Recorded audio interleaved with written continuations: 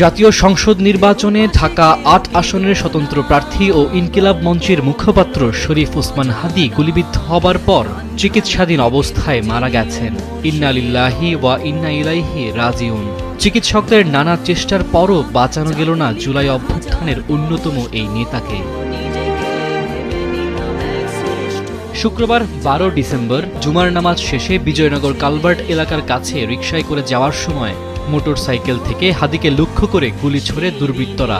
গুলি করার পর হামলাকারীরা দ্রুত এলাকা থেকে পালিয়ে যায়। পরে গুরুতর অবস্থায় হাদীকে হাসপাতালে আনা হলে তাকে লাইফ সাপোর্টে নেওয়া হয়।